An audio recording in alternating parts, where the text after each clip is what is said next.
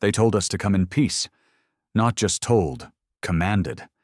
Every diplomat, every officer, every boots-on-the-ground soldier sent to the Vega summit got the same line drilled into their head. This is not Earth's war. You are not conquerors, you are guests. You represent humanity. And we listened. Most of us. We showed up with clean suits, polished boots, and empty holsters. Smiles we didn't mean. We played nice, even when the air stank of alien superiority and fake civility. The summit was hosted on Kairoth, a neutral planet sitting at the edge of the galactic core. Grand towers floated above oceans of glowing blue mist. Alien species from over 60 systems gathered under banners of peace. And there we were, humanity, the newcomers, the unpredictable variable, the species no one wanted to admit they feared. They called us primitive behind closed doors. Said we were reactionary, emotional, too unstable for interstellar politics. They smiled to our faces and warned their children about us behind our backs. We kept our mouths shut. We followed protocol. We played the game. But it was never going to be peace. Not when Admiral Curvin was sitting across from a Darvian warlord whose species sterilized an entire Earth colony 2 years prior. Not when the Trelzari still traded human prisoners for cybernetic testing. Not when every treaty proposal came laced with humiliating conditions: hand over mining rights, reduce fleet production, abandon outer settlements. It was a slow bleed, a polite way of saying, get in line or die quietly. That morning started like every other. I was assigned as security detail to Commander Rylan, one of the highest-ranking Earth officials in the room. The guy had been a stonewall since day one. Square jaw, cold stare, military posture that didn't relax even in his sleep. He'd fought in the Europa conflict, lost 2 squads under him, had the kind of reputation that made lesser men stand straighter in his presence. We were stationed just outside the Hall of Accords, an enormous dome made of translucent metal that shimmered like water in sunlight. Inside, the big names talked peace, while the rest of us stayed alert, hands resting near holsters that held nothing but ceremonial blades. And then the feed cut out. No warning, no static, just silence. The dome's glow dimmed, the shimmering stopped, and everyone in the room turned toward the blast doors.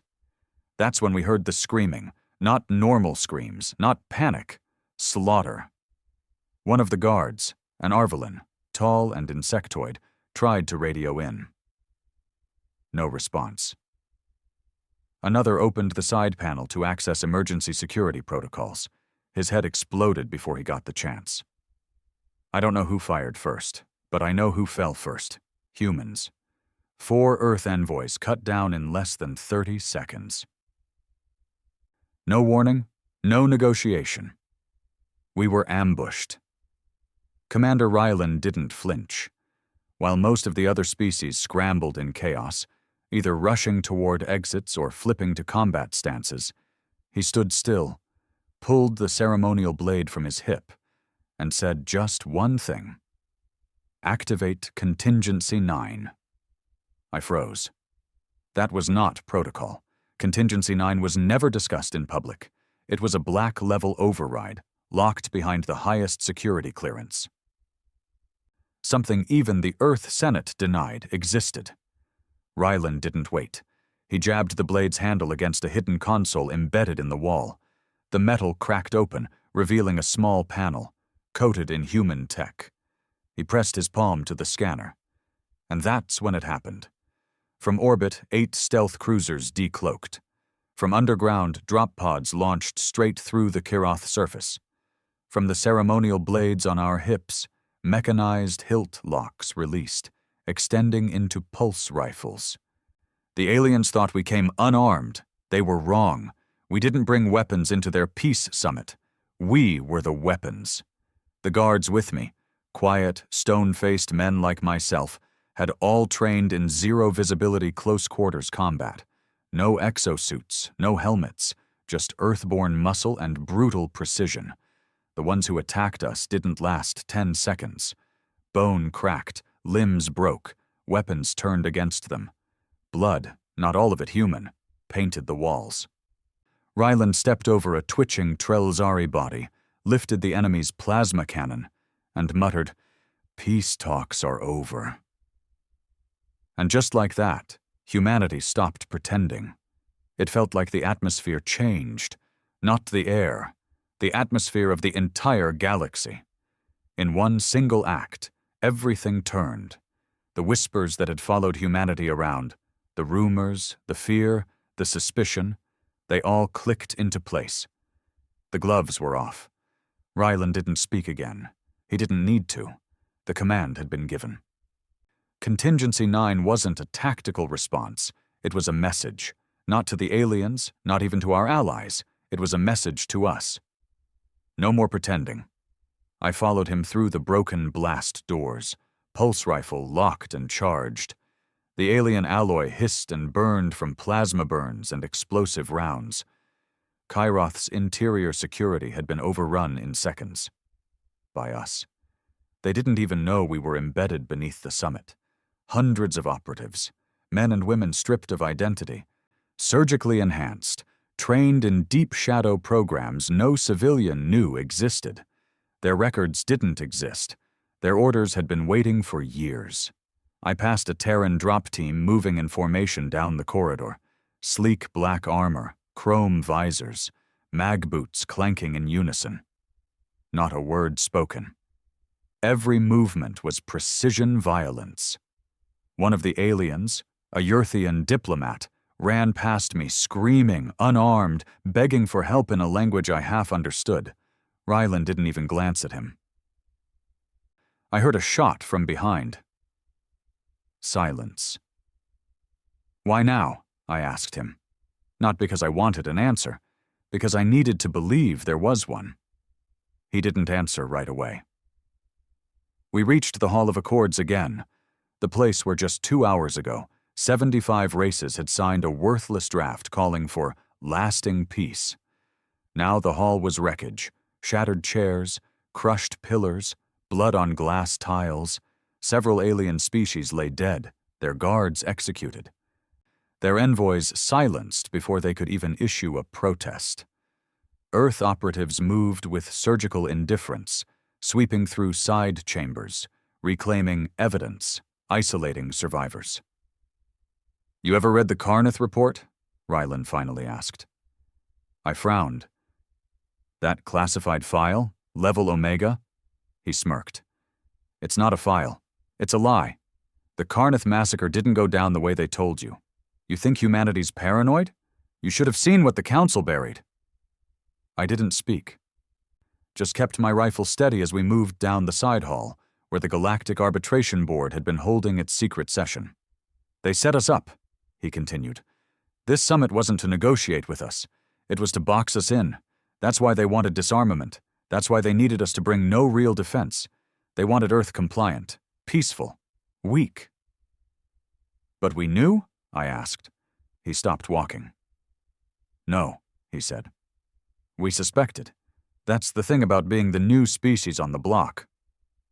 You learn fast, or you die." He pressed a hidden panel beside the wall, and a section of the stone folded open, revealing a stairway descending deep into the Kiroth sub-vaults. "They made a mistake," he said. "They thought we were animals. They thought our war history made us unfit for the stars." He looked back at me, and his eyes weren't cold. They were calm, steady, controlled. They didn't realize we remembered what they tried to do. I didn't understand that last part. Not then. But I followed him down the stairs anyway. In orbit, the rest of the galaxy was watching and panicking. Kiroth was never meant to see conflict. It had no weapons grid, no planetary defense systems. That was by design. Neutrality, they said. A place beyond war.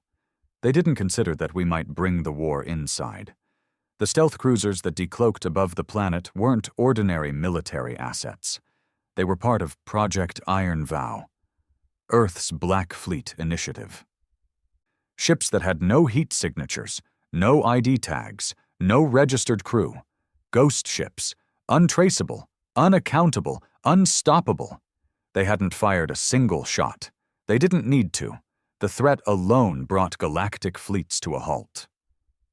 Kairoth's orbit was now surrounded by dozens of ships, from the Zelian Armada, the Darvian Syndicate, the Union of Vark, and none of them dared approach. Because now, they weren't just afraid of Earth's weapons. They were afraid of Earth's will. Back in the sub-vaults, Rylan and I reached a security chamber buried under miles of stone and alloy. A dozen alien guards were stationed there, all heavily armored, confused, weapons half-drawn. I stepped forward to de-escalate. Rylan shot first. The room exploded into chaos. I dropped 2 before they even turned their weapons. The rest fell under fire from descending Earth operatives, breaching through side walls and ceiling hatches. When the smoke cleared, Rylan moved to a locked chamber door. It glowed with arcane symbols, Vark encryption. It shouldn't have been accessible to us, but Rylan pulled a chip from under his collar and inserted it into the panel. Click. Open. Inside was not a war room, not a vault, a prison. And what I saw inside that room shattered any lingering belief I had in the summit's purpose. There were children, human children, dozens, maybe more. They weren't in chains. They weren't bloody, but their faces were pale, eyes sunken, movements robotic. I stepped inside. One boy looked up at me, blinking slowly, and whispered something I didn't catch. He looked no older than 10. "What is this?" I asked. Rylan didn't answer right away. He walked through them like he knew them. "These were the survivors from Stellan Prime," he finally said. I blinked. That colony was wiped out. No survivors. "Yeah," he said. "That's what the report says, because the Council made us write it that way." My stomach turned. Stellan Prime wasn't just a random colony. It was one of Earth's first successful joint planet settlements. Engineers, families, scientists, over 5,000 souls. Officially, the story had been sabotage by pirates. Total destruction. Earth wasn't allowed to retaliate because of Council jurisdiction. But they hadn't all died. Some had been taken, used, studied, silenced, and now they were here, beneath the so-called Hall of Peace. And we were the only ones who knew. Outside the chamber, panic was spreading. Alien media outlets were broadcasting the incident live, skewing the story, spinning us as aggressors. Earth assaults Kairoth. Human betrayal unfolds. Diplomacy ends in blood. Didn't matter. The footage couldn't be faked. The Council had lied. The host races were complicit. Their peace was a lie wrapped in genocide, and we were done playing nice. Rylan gave the order. Broadcast it all. The feeds went live. We didn't hide it, didn't edit it. We showed the children. The hidden prisons, the alien experiments. We showed the symbols, the locations, the Council seals. And the galaxy watched in silence. It wasn't over. As we extracted the survivors, the Council deployed their elite enforcers, not soldiers, but enforcers of silence, the Order of Harmonics. They weren't bound by race or planet. They served the Central Council. Their job was simple: erase anything that threatened the image of order. They appeared through wormholes, 11 of them. Clad in silver bioarmor, weapons humming with high-frequency energy, they didn't issue demands. They attacked. We lost 20 men in the first strike, but they underestimated us again. They didn't know we'd studied them, mimicked their weapons, trained against simulations modeled off their techniques. We didn't outgun them. We outlasted them. I watched Rylan duel one of them alone. The enforcer moved like lightning, silent, flowing, cruel. Rylan fought dirty, headbutts, elbow strikes. Distraction feints. When the enforcer finally went down, Rylan didn't pause to celebrate. He reloaded, Outside, the Council finally broke silence. They called for Earth to stand down, to cease all further violence, to submit to inquiry. Rylan laughed when the message came through. He walked to the central broadcast node, blood dripping from his jaw, and said just 2 words. No. Then he shut the feed off. We weren't there to conquer. We weren't even there to avenge. We were there to remind the galaxy of one simple thing. Humanity doesn't forget. You sterilize our colonies? We remember. You take our children? We remember. You sit at tables pretending peace while hiding our dead beneath your halls? We remember. And when we remember, we bring hell with us. As we finished extraction, Rylan received a transmission from Earth High Command. They didn't stop us. They didn't apologize. They simply confirmed the activation of Protocol Ashfall. That meant one thing. We weren't just retaliating anymore. We were severing ties. The Earth government was withdrawing from all galactic treaties, disbanding Council recognition, and entering into autonomous military mode. Every Earthborn ship now operated under war doctrine. Every soldier was cleared for action. Every colony was advised to fortify. And every species watching the stream now understood. Peace was their game. But survival, that's ours. The last child stepped out of the vault, holding Rylan's hand. The boy looked up at him and asked, "Are we going home?" Rylan didn't smile, but his voice didn't shake either. "Yeah, kid," he said. "You are." He let go of the boy's hand and turned to me.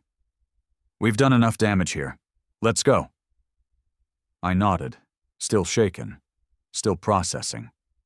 I wasn't sure if what we did was justice or vengeance, but I knew one thing for sure. We didn't start this war, but we sure as hell were going to end it. The galaxy didn't take our silence lightly. Within 3 standard hours, Council worlds were in full diplomatic lockdown. Border patrols doubled. Trade routes were suspended. Earth was labeled a rogue actor, and a red alert was placed on every known human vessel, military or civilian. They called us the Broken Species. It was ironic, really. We'd done everything to be civil. We'd joined their councils, signed their treaties, played by their rules, even when those rules led to our people getting slaughtered. Now that we finally stood up, they called us dangerous. They called us mad. They didn't call us wrong. Back on Earth, the sky was clear.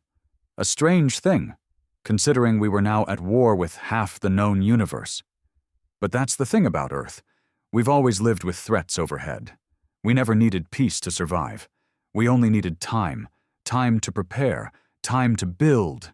And we had done just that, for decades. The public didn't know. Not fully. Most thought the military buildup was just precautionary. Most thought the stories of Project Black Halo were tinfoil-level nonsense. Until the Gavel transmission. That was the turning point. The Gavel transmission came from a planet called Dershan II, a mid-sized council world home to over 4 billion inhabitants. It wasn't a military world. It wasn't even strategic. It was symbolic. That's where the council had announced, live on broadcast, a vote of condemnation. Every race's ambassador, gathered in ceremonial robes, publicly declared humanity as a hostile force and authorized military intervention. They made it look righteous. They made it look clean. They didn't think we'd respond. They thought Earth was still begging for a seat at the table. They didn't know we'd already built our own. Protocol Ashfall wasn't just a political move. It was a switch. A kill command sent across deep space relays, activating sleeper fleets, orbital platforms, and black site AI that had been lying dormant for years. The Gavel transmission aired at 12:06 galactic time. At 12:22, the broadcast ended, abruptly. The screen went black. The last image ever seen was the sky above Dershan II turning to fire. What hit them wasn't a missile. It wasn't a railgun or a kinetic rod. It was Prometheus Station, a weaponized orbital array Earth had launched under a weather satellite disguise 35 years ago. Its beam was silent. Its effect? Total atmospheric collapse. No explosions, no screams, just silence. The planet's core wasn't touched, no scorched Earth, no massive loss of life. But every council ambassador in that chamber? Gone. Every broadcast relay? Fried. The vote to condemn Earth? Never reached the archives. It was the most polite declaration of war humanity had ever issued. And it said, "You don't get to rewrite our story." I watched it happen from orbit. Our ship, the CNS Vengeance, floated in high lunar patrol. We weren't even on the front line. But when the news came in, I saw faces change, not with fear, with relief. The mask was off. There was no more pretending, no more handshakes with snakes, no more watching our own people vanish under council investigations. Ryland stood at the forward observation deck, arms crossed, not saying a word. I stepped beside him. "They'll strike back," I said. He nodded slowly. "They already are." The retaliation came hard. The Darvian Syndicate was first. One of the Council's elite military arms, specializing in orbital disruption and nerve gas infiltration. Their message was simple. You crossed a line. We received word that a human listening outpost on the outer edge of the Far Reach, the Vega 17 array, had gone silent. Last report mentioned incoming Darvian warships. The outpost wasn't armed. It was a relay station, just 37 staff, all gone, vaporized. The Darvians even left a message. Their sigil burned into the orbital dust cloud, visible to any passing vessel. They wanted to humiliate us. They didn't know what we'd buried in Silo 6. Silo 6 wasn't a ship. It was a man. Codename: Cain, one of Earth's black-class operatives, genetically sculpted, cybernetically enhanced, trained beyond human limitation. A one-man warhead. Cain wasn't stationed on Vega 17. He had been sleeping in cryo on Rimlock, waiting for a release protocol. He got it that day. We didn't send a fleet to answer the Darvians. We sent him. He didn't land with a drop pod. He punched through their hull. One man. 18 hours. 7 ships gone. No survivors. The only thing that remained of the Darvian strike force was a transmission Cain sent after the mission. We remember Vega 17. After that, the Council started to fracture. The Zellians, known for their political neutrality, withdrew all their ships from Council space. The Garathi refused to send troops to the front lines. The Veltor Union even opened backdoor negotiations with Earth's diplomats. The Council started seeing the truth. This wasn't just retaliation. This was revelation. They thought Earth was a volatile child trying to play war. But Earth was a man in the corner of a bar, bleeding from a stab wound, calmly wrapping the blade in cloth before he burned the entire tavern down. But even among us, among the humans, there were fractures. Not everyone agreed with Ryland's approach. The Earth Senate issued a motion of censure. Civilians started protesting. The media, finally unshackled from council pressure, split in two. Some called us heroes. Others called us monsters. In the shadows of our own victories, something darker was growing. They called themselves the Accorded. A splinter faction made of human politicians, former ambassadors, ex-council sympathizers. They believed Earth should surrender. That survival was better than war. They started sabotaging comm relays, started leaking ship locations, started killing their own. Ryland didn't hesitate. He declared them enemies of Earth. We hunted them like rats. Not because they disagreed, but because they chose the enemy's side in a war that wasn't about pride. It was about memory. We remembered what the galaxy tried to do to us. And we weren't going to let our own kind help them finish the job. I remember the night we caught the leader of the Accorded, Minister Raylan Corvex, former Earth Council representative. He was hiding in the wreckage of an orbital relay, sending coordinates to Darvian warlords. Raylan walked into the cell himself. I watched through the glass as Corvex spat blood on the table and said, "This isn't Earth's way. We should have taken the peace. You've doomed us all." Raylan leaned in close. His voice was low, not angry, not cruel, just final. "We tried peace. We begged for peace. You know what they gave us?" He leaned back. "They gave us a mass grave and a hollow treaty." He walked out. The airlock opened 10 minutes later. Corvex never got a funeral. He got a lesson. The next week, Earth released its new doctrine. It was only 2 lines. "We will not be ruled. We will not forget." Every human ship, planet, outpost, military or not, started flying the same black flag. No stars, no stripes, just a single red circle. One eye, always watching. And underneath, the words, "Came in peace, left in pieces." The galaxy would never forget Kiroth, but they would remember what came after even more. The orders came without ceremony. No speech, no oath, no propaganda. Just a secure transmission routed through 3 AI filters with a blinking red line of text. Target, Vareli's station. Objective, cleanse, leave no trace. We knew what that meant. Vareli's wasn't a war target. It was worse. It was a logistics hub, the kind of place where the Council stored its secrets and made sure none of them saw daylight. Not a single civilian aboard. All black-badged operators. A floating archive for things too dangerous to erase, but too damning to let breathe. Raylan gathered us in the war room. His face was harder than usual. Not cruel, not cold, just focused. "This isn't about revenge," he said. "This is about truth." Someone scoffed. I didn't see who it was, but Raylan heard it. He turned his eyes slowly across the room. Sharp. Sharp enough to cut steel. "You think what we found on Kiroth was bad?" he asked. "You think what they did to the Stellan children was where the rabbit hole ends?" He took a breath. "Vareli's is where it begins." That was all we needed.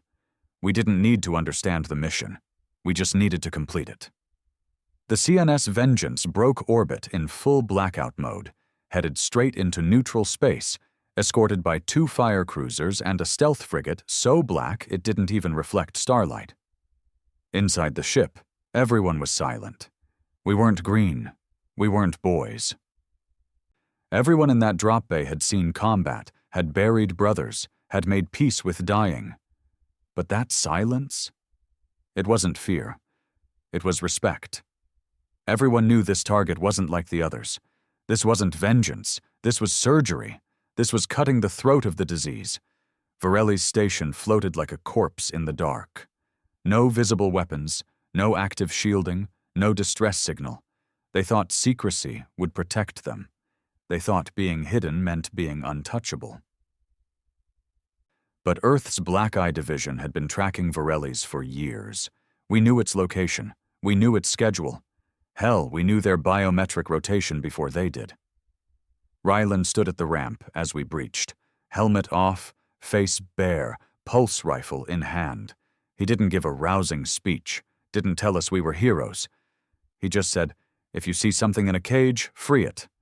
If it resists, kill it. Let nothing leave alive." We dropped into the station without resistance. No guards, no cameras. No defense, which made it worse. They weren't unprepared. They were confident. Inside, Vareli's was a mausoleum. The lights flickered red and blue in rotations that never touched the floor.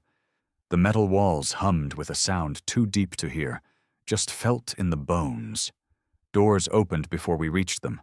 Hallways turned before we walked them. The station was watching us, not defending, just watching. There were no bodies, no footsteps, not even signs of life, until we hit Block Theta. That's where we found the first room. It looked like a hospital. Sterile white walls, oxygen tanks, IV drips, automated health monitors, but there were no beds, just pods. And inside those pods, "Is that human?" one of the rookies asked. Ryland stepped forward. His jaw twitched just once. Half. They weren't just experimenting on humans, they were breeding them. Crossbreeds, hybrids, spliced DNA strands with council gene stock. Some had elongated spines, others had gills or 3 eyes, or hardened skin with scales beneath. Some were awake, staring, mute. Most weren't. One boy couldn't have been older than 5. He had a human face, soft, scared eyes, but his veins glowed purple. The second he saw us, he whispered something none of us understood.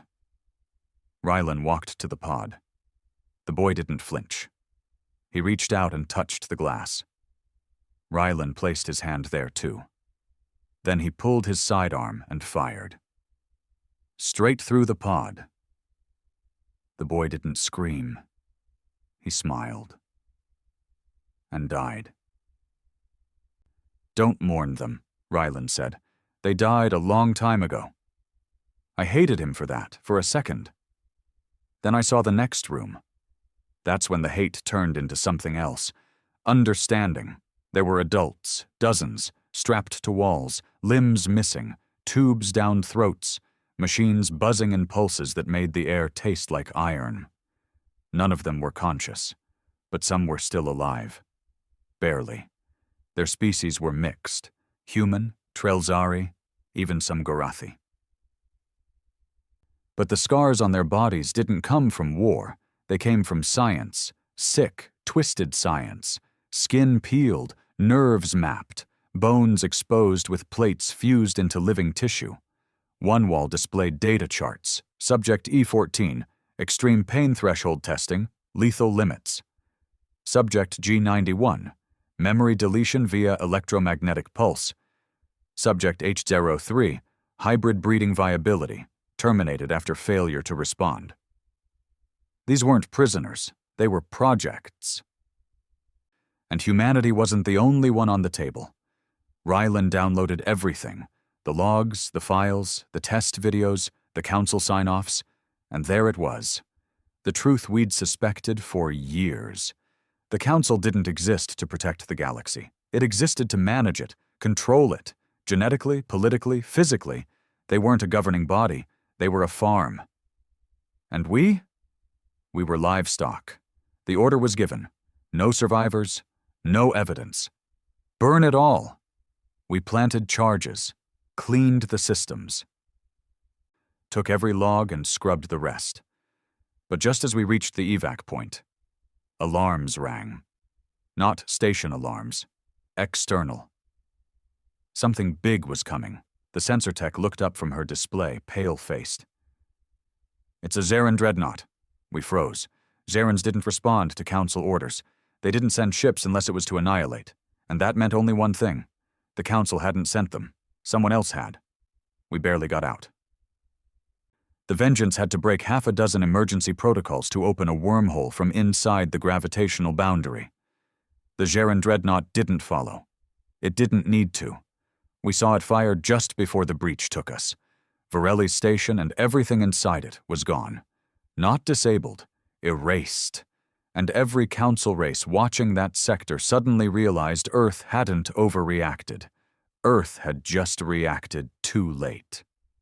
Back at command, Rylan released the files. Not to our allies. To everyone. No censorship, no edits. Just raw, brutal truth. Footage of the experiments. Council officials signing off on population control protocols. Breed mapping. Psychological tampering. Memory resets of entire planets. We didn't push a message. We didn't say, "We told you so." We let the truth do what bullets couldn't. By nightfall, riots broke out on 11 council worlds.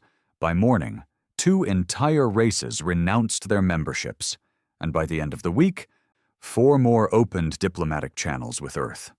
Not alliances, not peace talks, just one sentence. We didn't know. We want to talk. It was working. But Rylan wasn't satisfied. "This isn't justice," he said. "This is survival, and survival means we finish what we started." "What are you saying?" I asked. He turned to me with eyes that had stared down monsters in the dark and refused to blink. "I'm saying it's time we burn their heart." The Council's heart had no name. No star charts marked its orbit. No navigation AIs could lock on it. They called it the core, and if that sounds vague, that's because they wanted it to be. The only people who'd ever seen it and come back were council elders and their elite harmonizers, zealots dressed in silver who spoke like preachers and killed like surgeons. But Rylan had a name, not a myth. Selveron. Buried under 6 layers of decoys, cloaked behind radiation anomalies and black hole mimicry, Selveron was the Council's final vault, the origin of its founding documents, genetic archives, war records, and fail-safes. It wasn't a fortress. It was a kill switch. If the Council was ever truly threatened, they would retreat to Selveron, lock down the galaxy, and erase entire species if needed. And Rylan wanted to take it, not for power, not for leverage. He wanted to burn it. We didn't fly in a fleet. We flew silent. Small. A single black Corvette, the Harbinger, fitted with fold-skin plating, pulse-dampened engines, and enough antimatter breachers to crater a continent. Crew, 10, all hand-picked, Rylan at the helm, me as field lead, 6 operators from Black Eye, 2 off-the-books assets. One of them I didn't trust from the start. Name was Marek, ex-diplomatic officer turned infiltrator. Too clean, too quiet, never broke rank, never cracked a joke, spoke 6 alien tongues, but never swore in English. He didn't fight in the Kiroth push, didn't even show during Vareli's. Rylan vouched for him, said he had access. I didn't argue, but I watched him like a loaded weapon. The trip to Selveron took 4 blind jumps. No beacons, no trails. By the time we reached the outer veil, we were flying blind. Our ship nearly ruptured crossing the atmospheric bleed field. Gravity surged, then dropped out completely. For 4 minutes we were upside down, screaming past collapsing matter. Then suddenly, stillness. Selveron hung in the dark like a dead god. No sun, no moons, just a monolith of black metal, too smooth to be natural, pulsing faint blue at the edges. No weapons visible, no patrols. Rylan's voice came over comms. "Remember this moment. This is the last time the galaxy will feel peace." We dropped on foot. No shuttles. We used infiltration frames, exosuits designed for zero-footprint, silent entry. Black as oil. Fitted with grav mesh. No recoil emissions. Selveron's surface looked empty, but under the crust were kilometers of corridors, chambers, vaults. And the first thing we saw when we breached? A graveyard. Not bones, not corpses. Ships. Thousands of them. Ancient, half-melted, some still glowing with radiation scars. Earth ships, Veltor carriers. Even Garathi hives. Wreckage never reported. Vessels officially listed as missing or lost in battle. They weren't lost. They were buried. Silenced. A warning to anyone who ever found this place. We were too far in to care. The corridors were alive. Not with people, with data. The walls shimmered faintly, alive with neural wiring that fed the Council's AI. Every step triggered a pulse. Every breath echoed like it didn't belong. Marek guided us with eerie precision. "No guards?" I asked. He shook his head. "It doesn't need guards. You breathe wrong in here. It'll rewrite your DNA." Rylan kept moving. "This place was never meant to be attacked," he said. "They believed fear alone would protect it." We moved through 6 chambers before we hit our first obstacle. Not a wall, not a turret, a man. He stood in the center of the passage, silver robes, armored spine, eyes like liquid metal. No weapon. We raised ours anyway. He didn't flinch. Turn back, he said calmly. Your species is not authorized here. Ryland stepped forward. Neither was yours when it arrived. The harmonizer smiled. Difference is we learned to obey. I'll say this.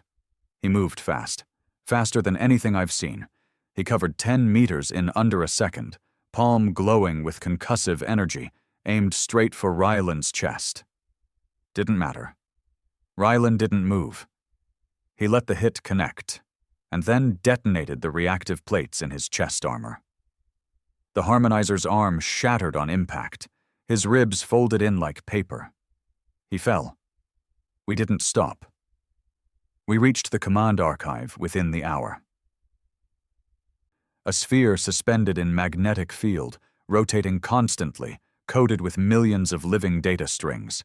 Every order, every erased species, every betrayal. This was the brain, the black heart of galactic control. We planted the charges, not nuclear, not EMP, something worse. Memory burners, designed to reduce all data into molecular ash, not just erase it, make it so it could never be known again. Merrick approached the console, started pulling security layers off like they were nothing. That's when I knew. He'd been here before. I pulled Ryland aside. This guy's not a spy. He's one of them. Ryland stared at me. Hard. I know. That stopped me. Then why bring him? Ryland's voice dropped to a whisper. Because he knows where the genetic kill list is.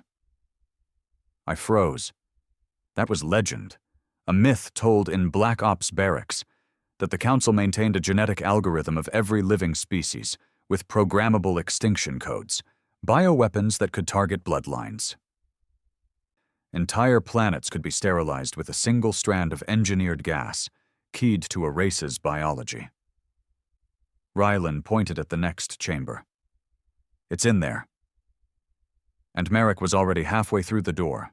The moment we stepped inside, the temperature dropped. The chamber wasn't warm metal like the rest. It was stone, old, carved, and in the center, a sarcophagus, 10 meters long, laced in energy conduits. Inside wasn't a body, it was a forge, a living AI core built to write extinction. The Council hadn't just prepared for war, they prepared for annihilation. Merrick, Ryland barked. Unlock it. That's when he turned. And for the first time, he smiled. Not friendly. Pitying. I can't, he said. Why? Because it's already active. Before anyone could move, alarms screamed. The AI inside the forge surged with light. A voice boomed out in dozens of languages. Most I didn't know. One word repeated. Erasure. A countdown began. Merrick, what the hell did you do? I roared. He didn't answer. Ryland shot him in the leg. Merrick dropped screaming, clutching his thigh. I didn't trigger it, he gasped. The moment you entered this room, it did. It's programmed to self-activate upon non-council presence. Can you stop it? No. Ryland stared at the forge. How long? Merrick glanced at the numbers. 7 minutes. We couldn't outrun it. The blast would level the planet. We couldn't call for help. We were blacklisted. We couldn't disable it. The system had no kill switch. But we could do one thing. We could redirect it. The forge wasn't just a weapon. It was a messenger. Ryland's idea was insane, so insane it might work. We couldn't shut it down, but we could feed it new coordinates. Merrick resisted. I won't help you burn this place. Ryland looked at me. Shoot him. I didn't hesitate. I didn't aim for the leg. I went through the stomach. He screamed, then started typing. We rerouted the target vector. Instead of releasing on Selveron, we sent it into the nearest Council fleet, over 30 capital ships in orbit, waiting to deploy once the weapon confirmed Earth's invasion. The irony? They became the first victims of their own genocide program. At Uzuru Togaru, the weapon pulsed, a silent shockwave, nothing visible, But in orbit, chaos. Ships shut down, hull cracks, crews dying in seconds. The Forge had rewritten their biology to self-destruct under gravity flux. We watched the feed, silent. Until Rylan finally said, "Now we leave." The escape wasn't clean. Harmonizers swarmed us on the way out. We lost 2 men, but we made it. As Selveron burned behind us, the Harbinger jumped, back to known space, back to war. But we didn't come back with fear. We came back with leverage, with truth, with the kind of weapon no Council species could ignore anymore. And Rylan had one last message to send. Broadcast on every open channel, in every known tongue. His face calm, his voice clear. You built a system meant to erase us. You failed. Now we erase you. We thought Selveron's destruction would finish it. We thought once the Council's dirty vaults were exposed, once their extinction weapon turned on their own fleet, the galaxy would fold. It didn't. It broke. The power vacuum cracked the galactic core in half. Every faction that once kneeled to the Council rose with sharpened blades and an axe to grind. The Gorathi hegemony accused the Veltor Union of plotting with Earth. The Trelzari Combine declared martial law across 5 sectors. The Zelians launched a scorched Earth retreat from all diplomatic colonies. And Earth? We didn't have to fire another shot. They were burning each other without us lifting a finger. But Rylan wasn't smiling. This is the most dangerous moment, he told me. Not because they hate us, but because now they've got nothing left to lose. He was right. Desperate enemies don't sue for peace. They look for one last weapon, and they found him. We picked up the transmission 2 days after Selveron went dark, encrypted in old Earth war code, something we hadn't used since the Europa collapse. Rylan recognized it immediately. It came from Spectre 5, an off-grid relay station Earth abandoned years ago after the Council banned military intelligence sharing. No one should have been alive there, but someone was. The transmission was short. 6 words. You missed one piece, Commander Rylan. No name, no coordinates, just a dead channel, and a voice Rylan hadn't heard in over a decade. His old CO, Commander Halric Cain. Cain wasn't a war hero. He was the blueprint for everything Black Eye Division became. He trained Rylan, built him, broke him, turned him from a soldier into a ghost. He was brilliant, unforgiving, precise. And during the Europa collapse, when half of Earth's forces were ambushed, he disappeared. Presumed dead. But Rylan never bought that. He wouldn't die quietly, Rylan once told me. He's too proud for that. Turns out he was right. We tracked the signal to the edge of dead space, a fracture zone between collapsed wormholes where navigation systems turned to static and ships disappeared for sport. Only a madman would live out there. Or a traitor. We jumped in blind, Harbinger stripped to stealth mode. No beacon, no backup, just me, Rylan, and 4 hand-picked ghosts. When we landed on Spectre 5, the air smelled like rust and old blood. The station was still functional, still warm. Inside, we found Cain, still alive, still smiling, and behind him, an alien. Trelzari, tall, black-eyed, covered in ceremonial scarring, a council priest. I should kill you, Rylan said. Cain looked like he hadn't aged a day, still sharp, still standing like a soldier with his back against the wall, and his mind 3 steps ahead of everyone else. You could try, Cain said, but you'd never hear what I have to offer. You're working with them. Cain shrugged. Working? No. Holding? Yes. This priest didn't come here. I brought him. From Selveron. Before you lit the place up. I stepped forward, weapon drawn. We destroyed everything. No, Cain said. You destroyed what you could see, But the Council doesn't store its power in weapons or ships or archives. It stores it in people. Rylan looked at the priest. What is he? Not what, Cain said. Who? This is Elder Voth, third seat of the founding circle, keeper of the memory thread. Rylan's jaw clenched. That's impossible. He was cryo-locked, hidden, probably meant to be revived after the war, once the galaxy bent back into shape. And you kept him alive? I studied him. Rylan's eyes narrowed. What for? Cain smiled. Because he knows the last protocol. We didn't know what Cain meant at the time, but that phrase stuck. The last protocol. Whatever it was, Rylan knew it too. He didn't show it on his face, but I'd served with him long enough to read tension when it crackled behind his silence. He stepped forward, lowered his rifle. What's the price? Rylan asked. Cain raised a brow. I didn't offer it yet. I know you, Rylan said coldly. You don't call us out here unless you want something. Cain stepped to the console, pulled up an ancient map. Not star systems, not military paths, but gene chains. Billions of them, each one tagged by species, age, origin, location. This, Cain said, is the Council's extinction web. You found a piece of it on Selveron, but you didn't find the core. This map here, it's how they wipe civilizations from existence without ever firing a shot. You input the chain.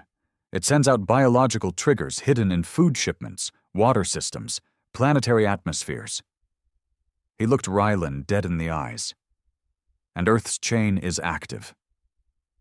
Silence hit harder than a gunshot. Rylan didn't move. What do you mean, active? I said. Cain zoomed in on a cluster of chains. One glowed red. Someone triggered Earth's kill sequence 12 hours ago. Slow burn release. Starts in fringe colonies. Spreads back to Terra. Full collapse within 3 months. No, I said. We destroyed the system. You destroyed Selveron's node, but the backup chain was stored here, in Voth's mind, and now it's being deployed. Rylan looked at the priest. You told him? The priest didn't respond. Cain answered for him. No, I extracted it. He'll be brain dead by morning. I wanted to put a bullet in Cain's head right there, but Rylan raised a hand. Why tell us? Cain smiled. Because I know you. You'll fight anyone, even fate. And right now, Earth doesn't need another war. It needs a cure. He turned to the screen. There's a vault in the Orin depths, hidden under the oceans of an abandoned gas giant. It contains the original genome Earth was seeded with, before the Council laced it with sterilizers. You get that genome, you can reboot your people, bypass the kill sequence. And what do you want in return? Rylan asked. Cain's voice turned cold. I want the Council's last AI, the one hidden in Drexus Prime. You've seen what the Council is capable of, but the AI, that's the key to rebuilding. Rylan stared at him for a long time. You want to replace them? Cain nodded. Someone has to lead. I choose us. We left without giving him an answer. Rylan didn't speak for hours. When he finally did, it wasn't to me. He recorded a private transmission to Earth Command. I only caught the end. If I don't come back, you know what to do. The next mission split the team. Rylan took 2 men to Orin Depths to retrieve the genome.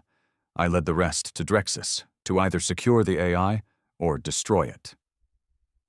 Cain had given us the coordinates. I still didn't trust him. Neither did Rylan. But there was no time left. Earth was already dying. In the outer colonies, reports came in, crops failing overnight. Children born with missing organs, entire sectors going sterile. It was happening. The kill sequence was real, and only 2 things could stop it: our mission or our extinction. The Orin Depths didn't exist on any star map. It wasn't just remote, it was deliberately erased. Even the gravity around it was hostile, irregular. Nothing wanted to live there. And yet, buried beneath the pressure of a gas giant's poisoned ocean, was the genetic vault Rylan had been hunting. The place that supposedly held the original human genome, the key to resisting the Council's kill sequence. But even as Rylan piloted his drop sub through pitch-black waters that whispered like they were alive, he wasn't thinking about DNA strands, he was thinking about Cain, and the question he couldn't shake. If Cain's telling the truth, why does it feel like a trap? The sub shuddered with every kilometer. Orin's atmosphere wasn't gas in the usual sense. It was more like intelligent pressure. Sensors kept glitching. Sonar bounced back in wrong shapes. The AI guiding Rylan, stripped down, non-networked, combat safe, kept reporting impossible readings. Lifeform density exceeds organic parameters, it warned. Recommend immediate ascent. Rylan ignored it. He didn't come to survive. He came to win. At 9,000 meters, the ocean opened. He didn't see it at first, not until the sonar hit something massive, unmoving, a structure, alien, angular, dark stone fused with bone-white metal, no lights, no motion. It looked ancient, but not dead, like something that had been waiting. The sub latched onto its surface. Rylan stepped out in a pressurized exosuit designed for 3 minutes at this depth. He didn't have 3 minutes, he had 1. The vault door wasn't locked. That was the first bad sign. The second was the symbols etched across the walls, not alien, human, not current Earth script. Something older, deeper. Patterns found in pre-language cave systems back home. And in the center of the vault, suspended in blue light, was the genetic core. Not a computer, not a drive, a body. Rylan stepped closer, heart pounding. The body floated weightless, curled like a fetus. Male, muscular, no scars, no aging, no expression, just perfect stillness, until it opened its eyes. Back on Drexus Prime, I had my own problem. The facility wasn't abandoned like Cain promised. It was armed, and not with soldiers, with machines. They came out of the walls, not droids, not bots. More like shells. Empty humanoid vessels made of polished obsidian, hollow-eyed, moving without visible fuel or purpose. We opened fire. Rounds passed through them like smoke. But the moment one touched you, you felt it. One of my men, Radek, took a hand to the chest. He didn't scream. He just stopped, his suit locked up, eyes wide, brain dead, like the thing had unplugged his soul. We fell back into the inner sanctum. The AI was waiting. It didn't speak with sound. It used our memories. It spoke to each of us in a voice we recognized. For me, it was my father's. "You fear the end of your kind," it said. "But your kind is already gone. You are simulations, engineered for conflict, perfect soldiers pretending to be a species." I tried to block it out. We rigged the room with charges. Our goal was simple: find the AI core, destroy it, prevent Cain from ever rebuilding the Council. But it wasn't that easy. The AI offered a deal. "Let me live," it said. "And I'll rewrite the sequence, not just to cure you, to elevate you." One of my men, Grayson, froze. "You mean we become immune?" "No," the AI said through his dead wife's voice. "You become dominant.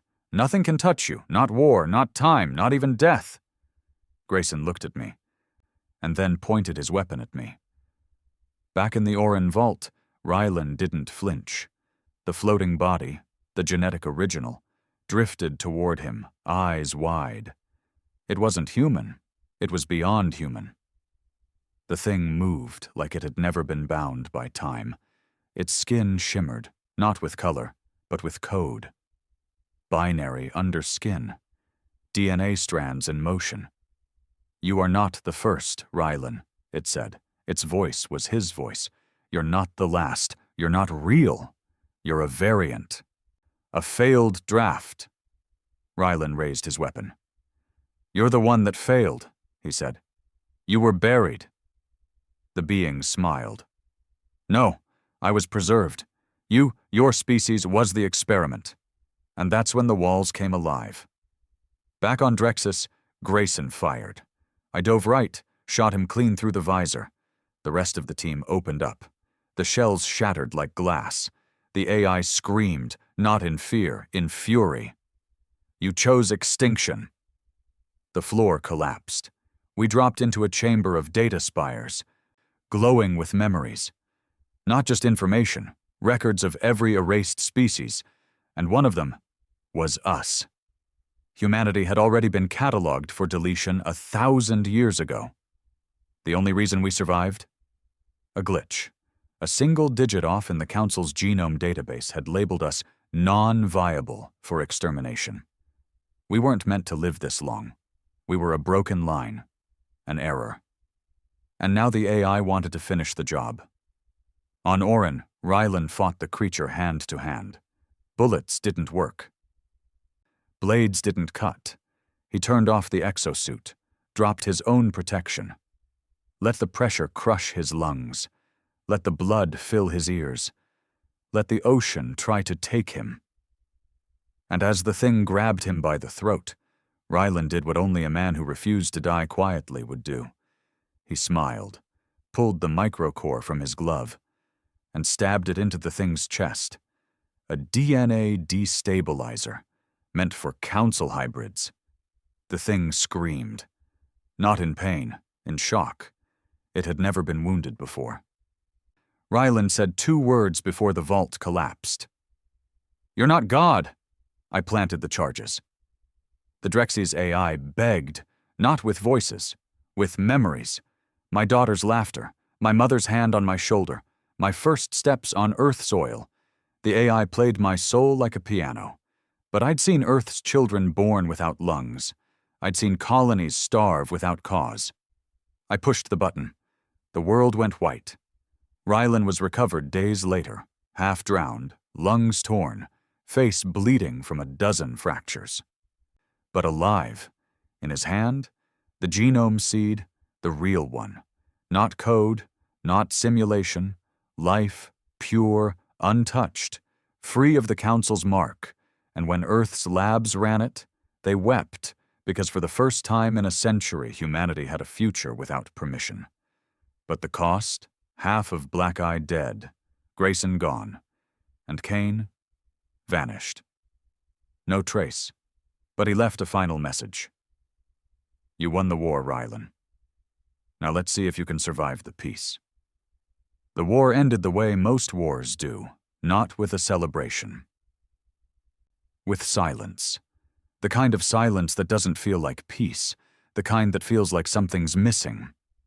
The Council was gone, not officially, not publicly, but dead in every way that mattered. Its fleets had either turned on each other or retreated into the black.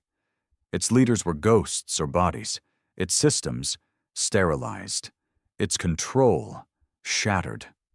Earth stood alone again, only this time it stood unbroken. The genome seed Rylan retrieved from Orin was already working. Earth's labs used it to synthesize a counter-virus, not just halting the Council's extinction sequence, but reversing it. Children born with stunted lungs started to breathe easy. Food stopped poisoning us. Sterile populations restarted. For the first time in generations, humanity wasn't dying. And for the first time ever, we didn't owe anyone for it. We weren't part of a treaty. We weren't someone's pawn. We were just us. But that kind of freedom? It costs more than blood. Rylan never came back to Earth.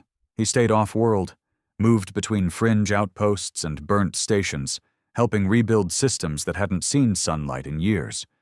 Quiet, unseen. He didn't attend the memorials, didn't give speeches, didn't put on a uniform. He wasn't a general. He wasn't a hero. He was just a man trying to disappear in the noise he'd helped create. And I understood why. Because when you win a war like this, when you survive this much, people stop seeing you as human. They see you as legend, and legends can't rest. I found him 3 months after Drexus, a no-name outpost on the edge of the Axiari belt.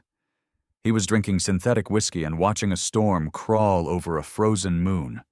No guards, no armor, just Rylan, still breathing, still haunted. I sat beside him and didn't say a word for 20 minutes. When he finally spoke, it wasn't to me. It was to the ghosts. I still hear them. I didn't ask who, because I already knew. He broke the silence again. Hours later.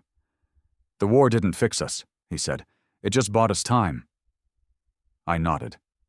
He turned to me, dead eyes sharp under tired skin. "And what do we do with that time? That's the real question." I didn't have an answer. But Cain did. He came back the way he always did. Uninvited. Broadcasted across secure Earth channels. Embedded in code so deep even our black-tier AIs couldn't intercept it without his help. Just a face. Flickering, older, but smiling. "You're free now," Cain said. "Congratulations. But freedom without direction is just a long suicide. The galaxy is broken. It needs something new, not another council, not another chain of command. It needs us." He paused.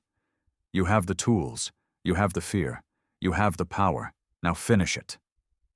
He didn't say how, he didn't say where, just closed with a whisper. "Or someone else will." That night, Earth's provisional government held a vote. Reconstruction Authority, a proposal to establish a new central body to organize post-council relations and defend Earth's interests. On paper, it looked harmless. A diplomatic committee, a watchdog. But I saw the framework. So did Rylan. It was a council by another name. Earth was following the same steps, centralizing control, writing laws in fear, managing other species for safety. We'd fought like hell to break the leash. Now we were braiding a new one. Rylan said nothing in public. But behind closed doors, he had one last plan. It wasn't political. It wasn't legal. It was surgical. One night, 48 hours before the reconstruction vote, every critical data terminal tied to the authority was destroyed by a cascading worm. Not wiped, not hacked. Melted. The virus used ancient council code embedded in the very genome files we recovered from Orin. Only one man could have known it was there. Rylan. When the public found out, they demanded accountability. When the provisional government tried to arrest him, he was already gone. They called him a rogue, a terrorist, a traitor. But the people on the ground, the colonies, the soldiers, they called him something else. The one who kept us human. Because in a time when power was free for the taking, Rylan chose not to take it. A year passed. Humanity didn't collapse. It adapted. Different systems took root. Trade routes opened again. Former council worlds reached out on their own terms. Without treaties, without coercion, we weren't their rulers. We were their equals. The galaxy started learning what we already knew. Freedom isn't safe, but it's real. I never saw Rylan again, not in person, but every now and then, a fringe colony would report an old man helping build a generator, a stranger with dead eyes and scars who never gave a name. Sometimes a council loyalist would try to re-establish order, and that stranger would end up in the shadows, just watching. Reminding them, Earth remembers. Cain? No one knows where he went. Some say he's building something, a society, a doctrine, maybe even a new council of his own. Others say Rylan found him first, and finished it. Me? I think Cain's waiting, not to rebuild the past, but to test the future, to see if we'll make the same mistake, or finally walk a different path. As for Earth, we still carry weapons, still train soldiers, still watch the stars, because peace isn't a promise, it's a post. And someone has to stand it, so we stand. Tired. Bloody, but alive. Because when the peace talks failed, the galaxy thought we came unarmed. They thought wrong. We were the weapon. And now? Now we're something even more dangerous. We're free.